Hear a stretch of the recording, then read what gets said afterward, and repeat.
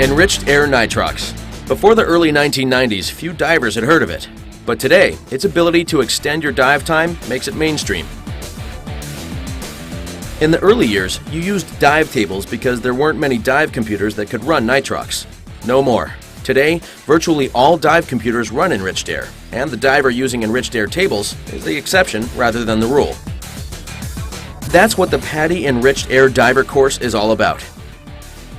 Certification as a PADI Enriched Air Diver means you're qualified to buy or rent Enriched Air Dive gear, get Enriched Air fills, and to plan and make Enriched Air dives using a Nitrox-compatible dive computer. Maybe you've heard of Enriched Air Nitrox, but you're not sure exactly what it is. Basically, it's air like you're breathing now, but with a higher proportion of oxygen. Recall that air is roughly 21% oxygen and 79% nitrogen. Enriched Air has more than 21% oxygen. How much more depends on the blend, as you'll see shortly. This isn't for more oxygen, but for less nitrogen. You'll hear it called different things. EANX or EAN for Enriched Air Nitrox, or just Nitrox or Enriched Air. It's all the same stuff. To name a specific blend, just add the oxygen percent. Call Enriched Air Nitrox that's 36% oxygen, 64% nitrogen, EANX 36, Nitrox 36, or Enriched Air 36. The benefit of Enriched Air is that it exposes you to less nitrogen during a dive. In your PADI Open Water Diver course, you learned that it's nitrogen absorption that sets your no decompression limits. Enriched Air extends your allowable bottom time, eliminates the need to push the no decompression limits, and reduces your overall nitrogen load following multiple dives. This means a lot more time available underwater. Compare these examples of air and Enriched Air no-stop limits. The added no-stop dive time is even longer when you combine it with an Enriched Air compatible dive computer on a multi-level profile. And repetitive dives are longer because you have less residual nitrogen. Chances are you'll be limited by how fast you use up your cylinder, not by the no decompression limits. Enriched Air's safety record is solid. Hundreds of thousands of recreational Nitrox dives have established Enriched Air limits and use concepts as reliable as diving with normal air.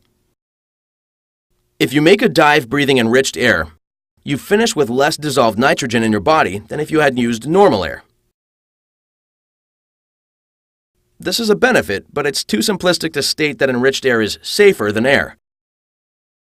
As you'll see, higher oxygen levels create a potential hazard that hardly exists in air diving. The decompression illness, DCI, incidence rate is very low in recreational diving. Simply switching to Enriched Air would not be expected to change the rate significantly. Whether you have Enriched Air available or not, you should always apply other steps that tangibly reduce risk, such as making safety stops, maintaining a proper ascent rate, staying well within computer limits, and avoiding predisposing decompression sickness, DCS factors like dehydration, smoking, or excessive alcohol consumption. Studies show that oxygen is about as narcotic as nitrogen, so there's no meaningful difference in narcosis between an air and an Enriched Air dive. Plan an Enriched Air dive accounting for narcosis just as you would an air dive. Chances are you dive with a computer already, but if not, you definitely want to for diving with Enriched Air. 3 reasons. First, as mentioned, you get more no-stop dive time by combining Enriched Air with multi-level profiles. Second, Enriched Air compatible computers have alarms if you exceed your maximum depth, a beneficial secondary alert that can be very important. Third, Enriched Air compatible dive computers simplify dive planning by calculating both your no-stop dive time and your oxygen exposure. It's not hard to do this with tables, but your computer makes it way faster.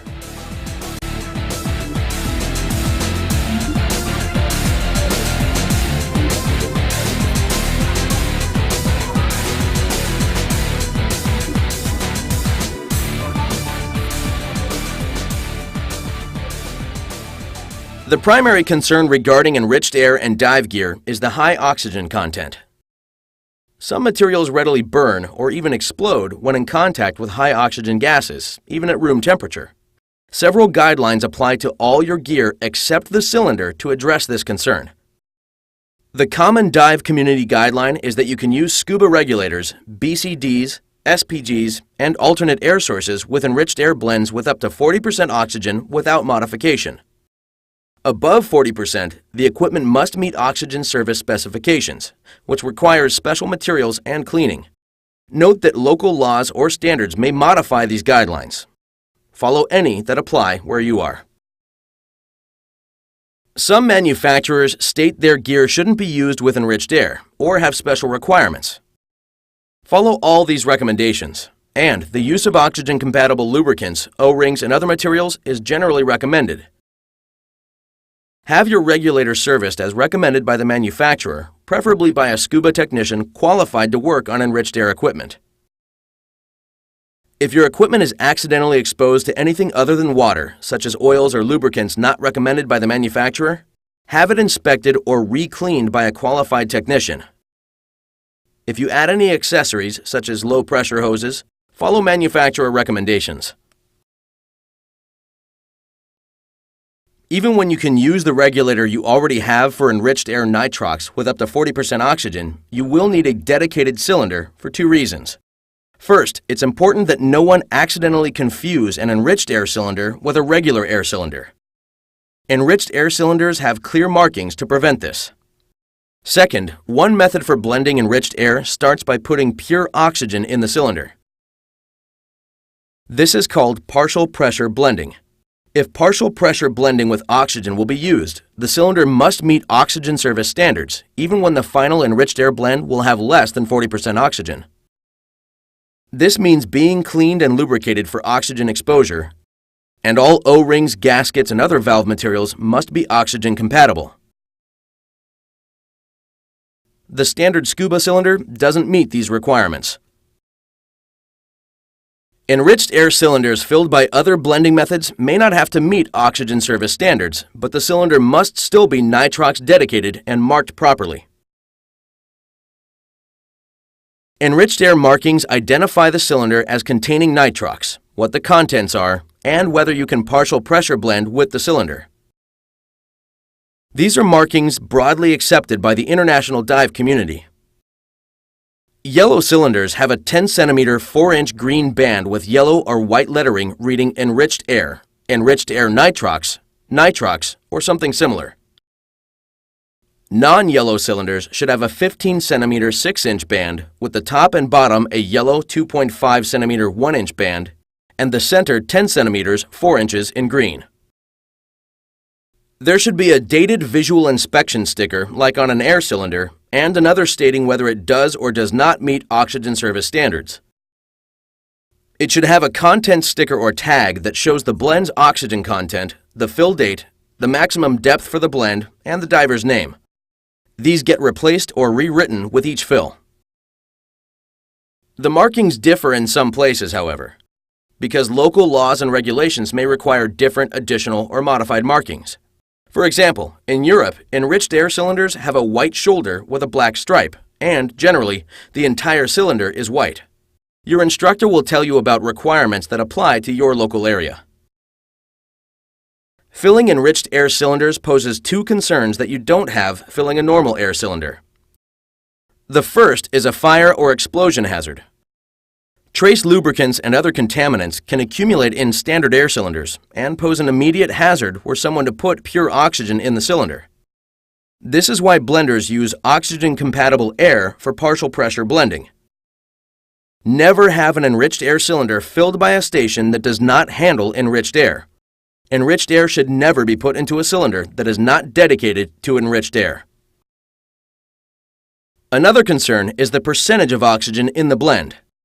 If the percentage changes by more than 1%, your allowable depth and no decompression limits change. To manage these concerns, enriched air blenders follow strict guidelines and procedures and use special equipment not needed for regular air fills. You minimize the concerns with fills by getting enriched air only from reputable, qualified enriched air blenders. Attempting to blend enriched air without following proper filling procedures can be very hazardous.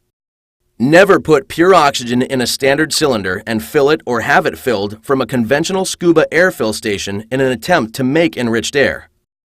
This practice poses a high risk of fire or explosion.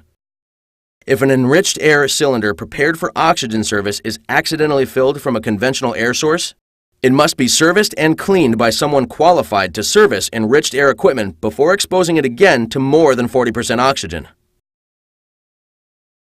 You can identify qualified enriched air blenders by looking for the following. Gas quality verification. The operation will typically display analysis results of the air it uses for enriched air blending. Proper procedures, cylinder markings, analysis, and record keeping. A lack of these may indicate that the operation isn't qualified or prepared to properly support enriched air diving. Documentation. The operation should have certification as DSAT gas blenders or other recognized blender certification from private or government bodies. Although the PADI Enriched Air Diver course qualifies you to use a range of enriched air blends, the two most commonly available are Enriched Air 32 and Enriched Air 36, sometimes called NOAA Nitrox 1 and 2, respectively. These two useful blends are frequently pre-mixed, and some places supply only Enriched Air 32 or 36.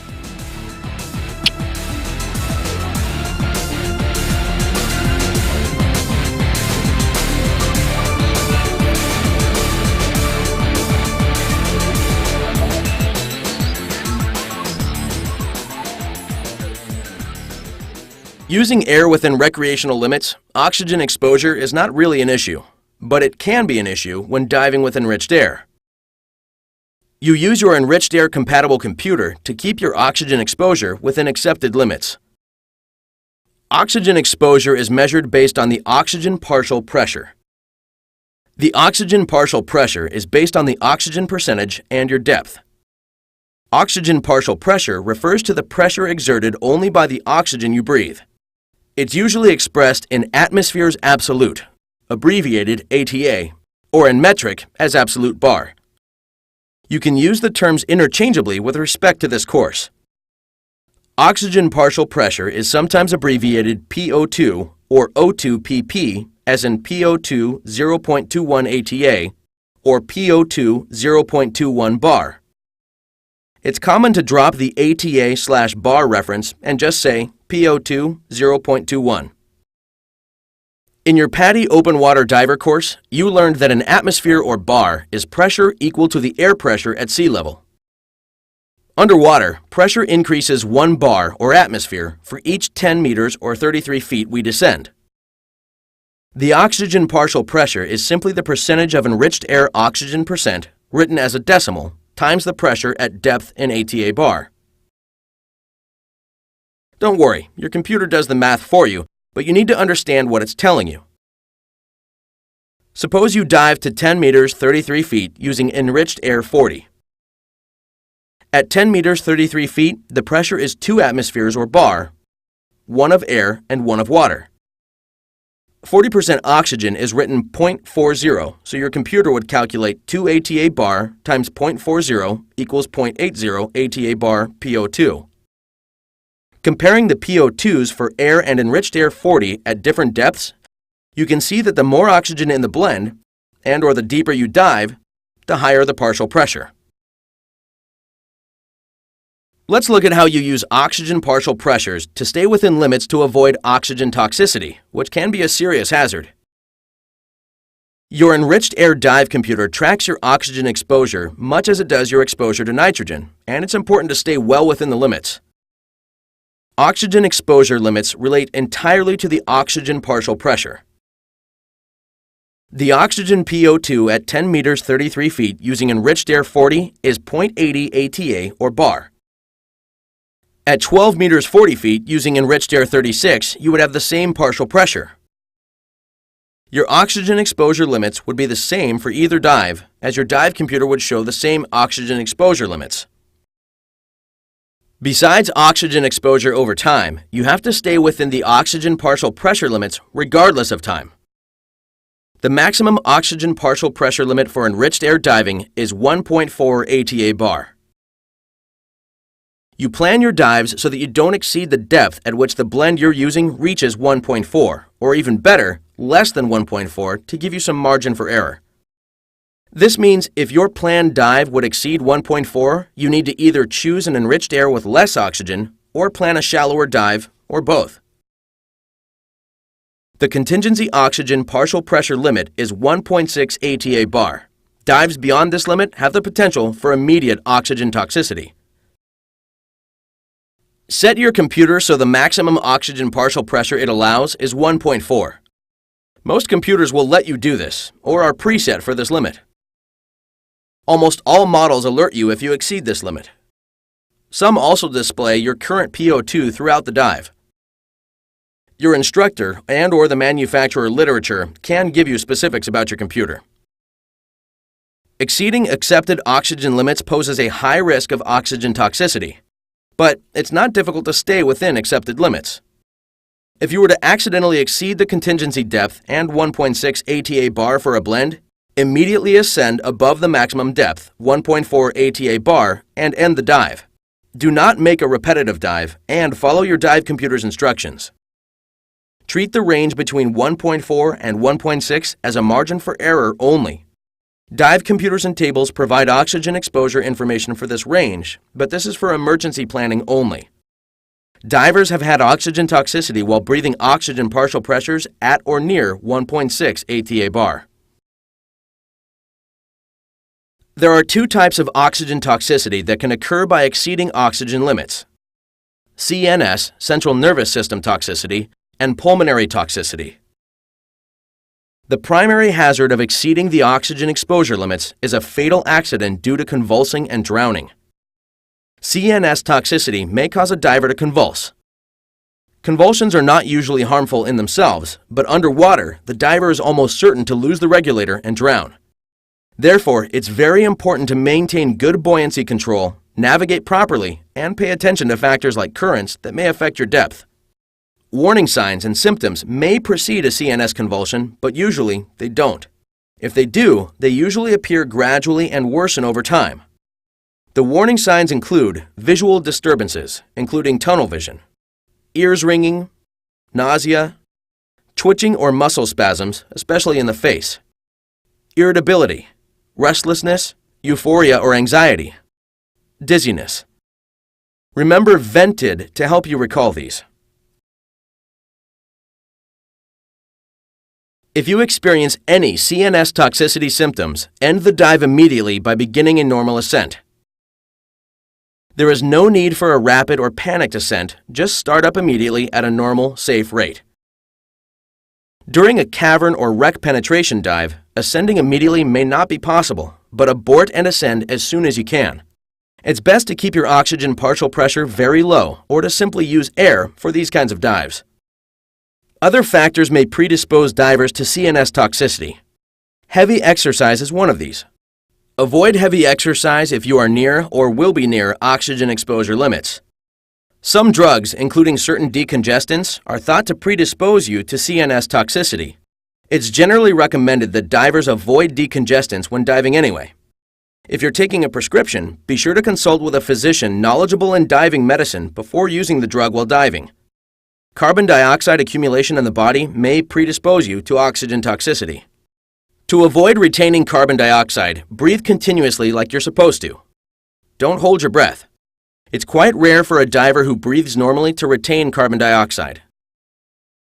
But if you frequently experience headaches after a dive, as a precaution, consult a physician familiar with diving. Keep oxygen exposure concerns and CNS toxicity in perspective. You're far more likely to approach your nitrogen limits than any oxygen limit. By setting your dive computer properly and diving well within its limits, it's easy to manage oxygen concerns. But while it's not hard to manage oxygen exposure risks, don't underestimate the consequences of failing to do so. Oxygen is an unforgiving gas, and CNS toxicity underwater on scuba is usually fatal. Because people vary in their physiology, no dive table or computer can guarantee that oxygen toxicity will not occur, even within accepted limits. So dive conservatively, well within all limits. Pulmonary oxygen toxicity results from prolonged exposure to high oxygen partial pressures. This is highly unlikely within oxygen limits while making no-stop enriched air dives. It's mainly a concern for commercial or technical divers using pure or high amounts of oxygen for long decompression stops. Nonetheless, it's a remote possibility, so be aware that the most common symptoms are irritation in the lungs, a burning sensation in the chest, coughing, and a reduced vital capacity, the size of breath you can inhale. Typically, if the diver discontinues diving before symptoms become severe, pulmonary toxicity clears up quickly and without complication given sufficient time at the surface breathing air. If you experience any symptoms, discontinue diving for a few days until the symptoms resolve, and consult a physician if symptoms are severe or prolonged.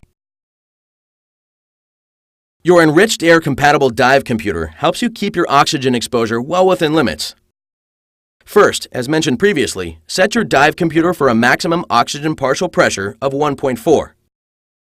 Second, set your computer for the specific enriched air blend you're using to dive. This is how your computer knows what blend you're using so it can calculate your no-stop limits and your oxygen exposure. You'll learn more about doing this in a bit. Next, activate the scroll mode that shows your no-stop limits. Typically, your computer gives depth and times in 3-meter, 10-foot increments. With most models, the deepest depth it displays is the deepest depth you can reach without exceeding 1.4. Some models display based on 1.6. If that's true for yours, find the maximum depth using the table in the PADI Enriched Air Diver manual. Some computers show you the maximum depth when you set the blend. Regardless, note this depth because exceeding it would take you above 1.4 and pose a serious risk of oxygen toxicity. Your Enriched Air Dive computer tracks your oxygen exposure throughout the diving day much as it tracks your exposure to nitrogen. When repetitive diving, in scroll mode, many computers show your no decompression limit or your oxygen exposure limit, whichever is shorter. Most also display your oxygen exposure as a graph or other indicator in surface mode. To stay well within oxygen limits, a surface interval of an hour or more between enriched air dives is recommended when possible, especially if you exceed 50% of your allowable exposure. If your planned dives would approach or exceed oxygen exposure limits, switch to enriched air with less oxygen and/or plan shallower dives. If you accidentally exceed your computer's oxygen exposure limits, ascend immediately but slowly, make a safety stop, and end the dive. Don't dive for 24 hours or as stipulated by the computer manufacturer.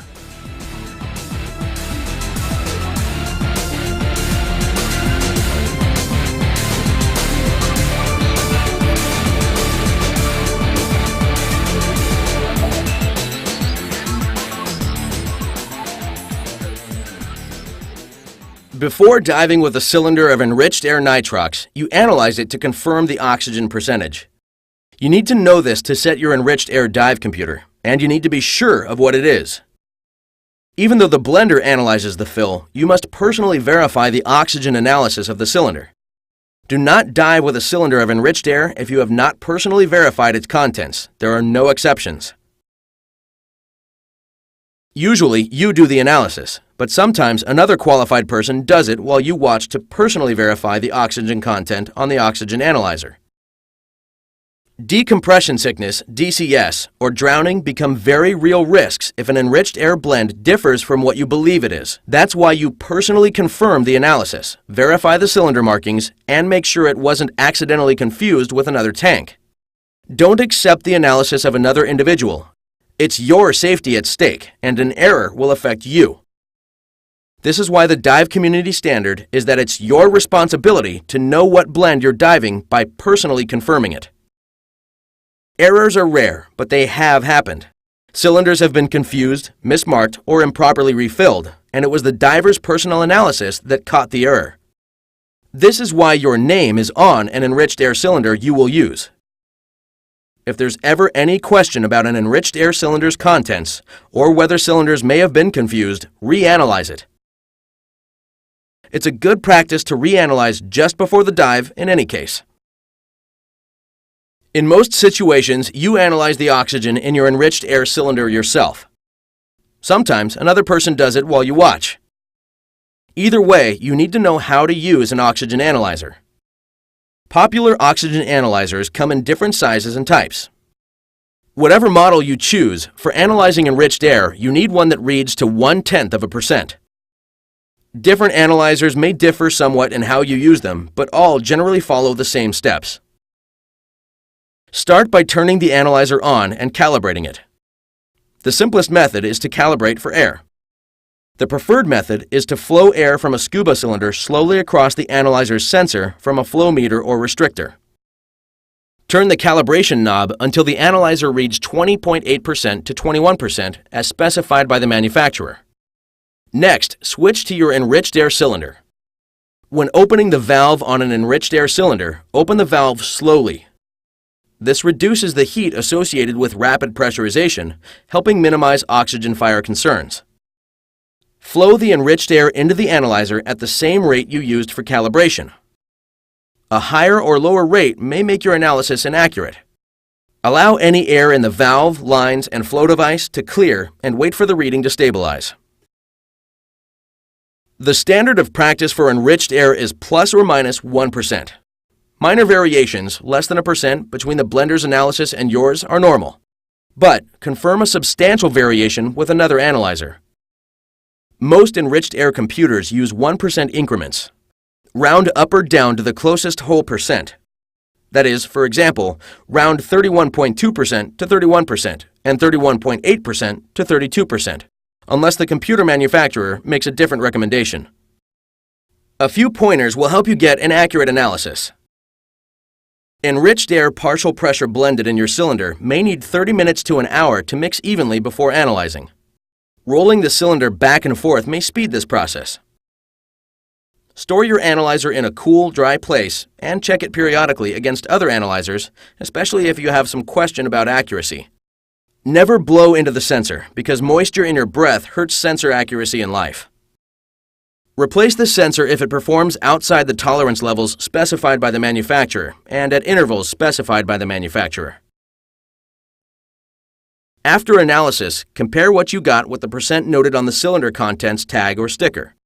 There are different versions of content stickers and tags, but at a minimum, they list analyzed oxygen content, the fill date, the maximum depth to which the blend can be used, and the diver's name.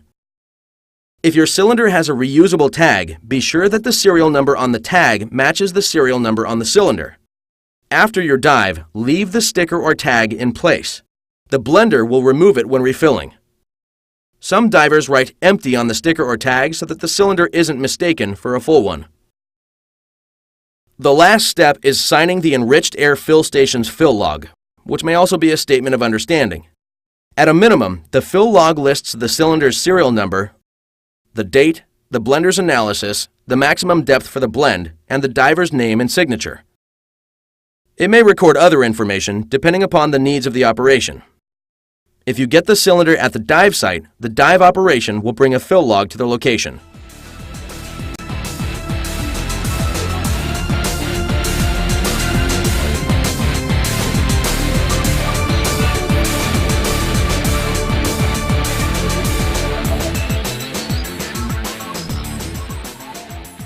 Today, the vast majority of divers use dive computers.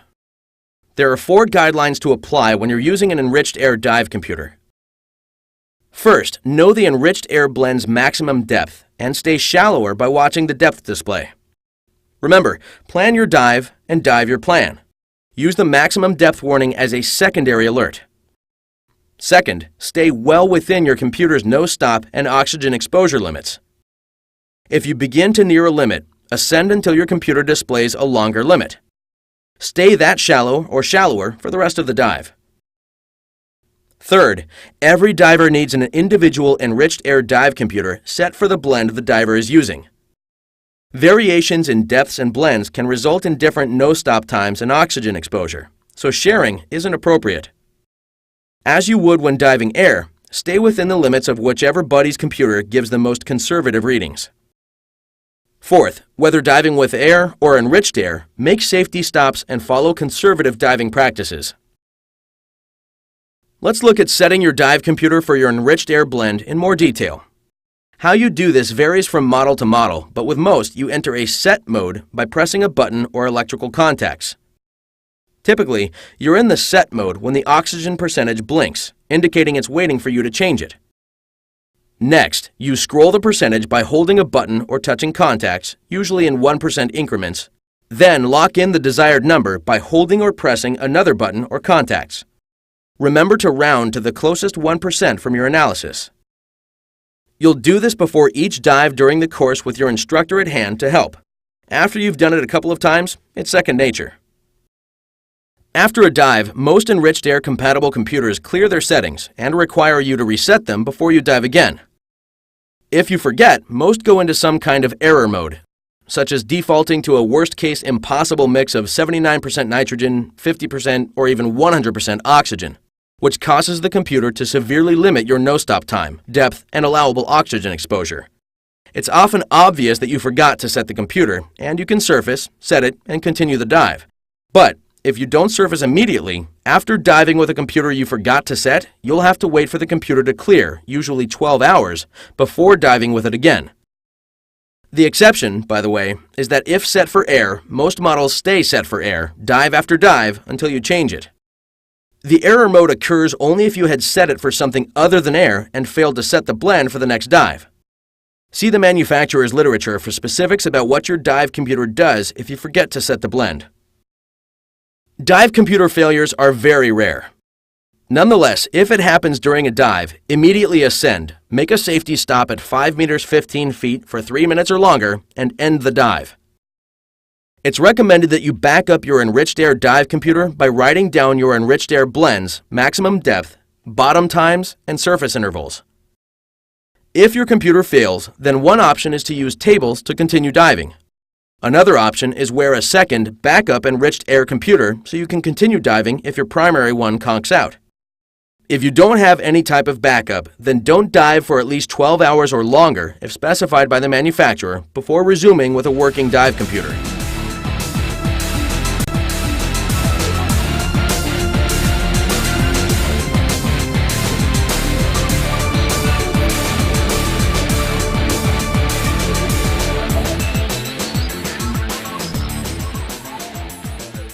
Follow the accepted guidelines for diving with Enriched Air Nitrox, and it's very unlikely that you'll have to assist a diver with oxygen toxicity. However, if a diver convulses for any reason, handle the emergency as you would for any unresponsive diver underwater. If the diver has the mouthpiece in place, hold it there, but don't waste time trying to replace it if not. Immediately surface the diver, establish ample positive buoyancy for yourself and the victim, and check for breathing. Call for assistance and begin in-water rescue breaths if the victim isn't breathing. Get the diver to the boat or shore and out of the water as quickly as possible without jeopardizing your own safety. Once out of the water, check for a heartbeat and breathing and begin or continue rescue breaths and CPR as needed. Activate local emergency medical services. If the diver is breathing, begin first aid for DCI as a precaution. Even if the diver appears fully recovered, the patient should be examined by a physician. Some experts recommend that if the diver's mouthpiece is in, hold it in place and wait for the convulsion to subside, then take the diver to the surface. The concern is that a convulsing diver may not breathe regularly, but your primary concern is getting the victim to the surface to prevent drowning and to let you begin first aid and get help. Recommendations for handling an underwater convulsion may change, so stay informed and follow the current recommendations. There's no difference in how you treat a diver suspected of having decompression illness following an Enriched Air dive versus a regular air dive. Administer oxygen and first aid as necessary. Get the diver into the care of local EMS and contact the Divers Alert Network office that serves your area. When possible, tell emergency personnel the dive profile, including depth, time, and whether the diver was using a dive computer or tables, and if using Enriched Air, what the blend was. If you run out of emergency oxygen before you can get a responsive patient into emergency medical care, have the patient breathe any Enriched Air available. While not as beneficial as 100% oxygen, Enriched Air has more oxygen than regular air and may help. You can learn more about handling emergencies by completing the Emergency First Response Primary Care CPR and Secondary Care First Aid courses and the PADI Rescue Diver and Emergency Oxygen Provider courses. When you successfully finish this course, you'll have added a useful new skill to your diving repertoire. Enriched Air combined with your dive computer gives you the maximum possible no-stop dive times, and that means more time doing whatever it is you love doing most underwater. Here's to your having more fun and new adventures as a PADI Enriched Air Diver.